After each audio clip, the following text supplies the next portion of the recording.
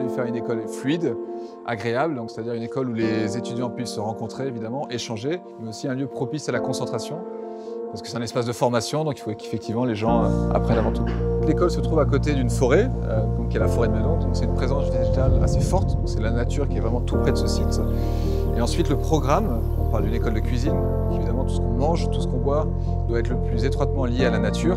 Donc rapidement on a voulu articuler un peu notre plan de masse autour de cette nature et lui faire un peu un sorte d'écho.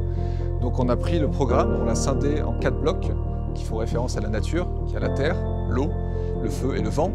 Et du coup, on a fragmenté ces 4 blocs autour d'un grand vide.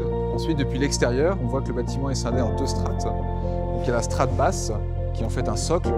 On a voulu en fait donner une assise assez robuste du bâtiment dans son lieu. Et ensuite, il y a la strate haute, qu'on appelle un peu le corps du bâtiment, qui est supporté sur ce socle, et qui lui a une espèce de décriture architecturale beaucoup plus légère, beaucoup plus sensible, avec une peau métallique ondulée, comme si un peu les vents qui venaient de la forêt venaient travailler cette façade.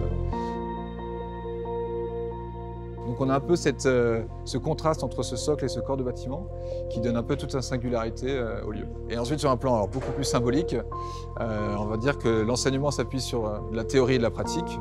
Et un peu ce strate bas, ça serait la théorie. Et finalement la strate haute, ça serait tout ce qui est donné à la pratique.